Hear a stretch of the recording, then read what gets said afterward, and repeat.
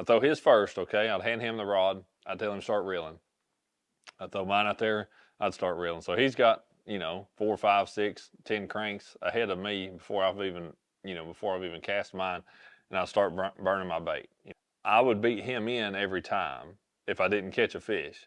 And sometimes he'd get one to eat it, and sometimes he wouldn't. But more times than not, me burning my bait back as fast as I was hooking a fish before he would ever even get to them.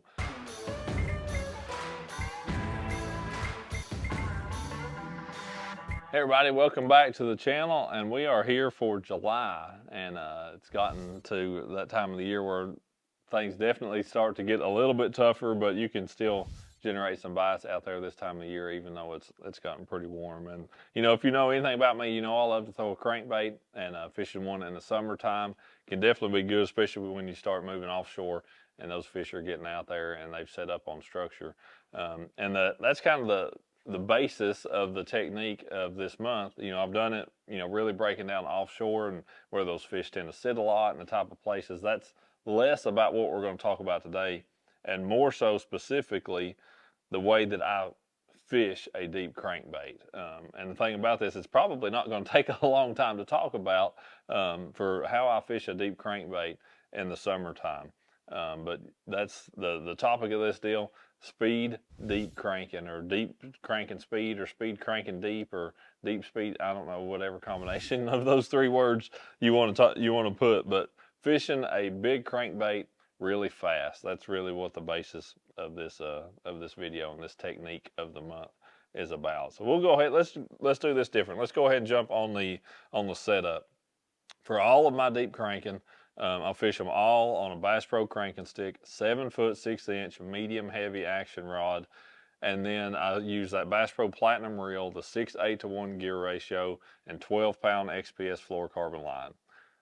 Never really vary in any part of that from anything. If I was fishing a really, really big crankbait, something bigger than any of the DTs I've got laying here, but if I was fishing a really big, Magnum crankbait, I may go up to that 710 mag heavy in that cranking stick lineup. But basically, for all of my deep cranking, I like that 7.6 medium heavy.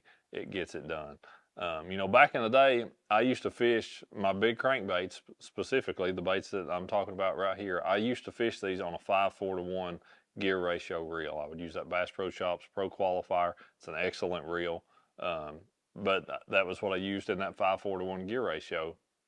But I got to the point a few years ago to where all the rest of the crankbaits I fished was on that Platinum. It was on the 6.8 speed, and I just really got a good feel for that speed with a crankbait. And then I transitioned to fishing my deeper stuff on that same reel, and I truly think I catch more fish now, especially in the summertime, because of that higher speed reel. And I know some people out there that fish it on an even faster reel, fish on a 7 or even an 8:1 gear ratio reel. For me, that 6.8, that's my comfort zone at this point in time, even for speed reeling one like what I do in the summertime. And that's, I think a big part of that, once you've gotten, those fish first start getting out May, early June, something like that, you can catch a lot of fish then at just a medium speed. But honestly, even then, all the way through now, burning that bait back is going to get you more bites. It just absolutely does. There's no comparison in my opinion for speed this time of the year. I know a few years ago I had Parker out on Douglas late June, early July, and we'd found a big school of fish, and they weren't terribly deep. We were actually throwing a DT10 on them, and it may have been this particular one as chewed up as it looked like. But there were 50, 100, hundreds of fish. I don't know exactly how many were down there, but there were a bunch of them. And he wasn't able to cast the bait quite far enough then. Like I said, it was a few years ago. So I'd throw his out there. I would throw mine out there. I'd throw his first, okay? I'd hand him the rod. I'd tell him to start reeling. I'd throw mine out there. I'd start reeling. So he's got, 4, 5, 6, 10 cranks ahead of me before I've even cast mine. And I'll start burning my bait. I'm starting burning it back. I would beat him in every time if I didn't catch a fish. But I told him, and he could feel his bait. He could feel it down there, and he could even feel it hit a fish, or a fish hit it every now and again. And sometimes he'd get one to eat it, and sometimes he wouldn't. But more times than not, me burning my bait back as fast as I was hooking a fish before he would ever even get to them, as well as just the fact that I was catching more fish than him because of that speed, simply because of speed. Same baits, everything identical. We're standing shoulder to shoulder. Speed was absolutely causing more fish to eat my bait than they were his. And I've seen that time and time again. That doesn't matter. I mean, I've seen it in shallower water with, shallow running baits. But summertime, you cannot reel those baits. I hate to say it that way.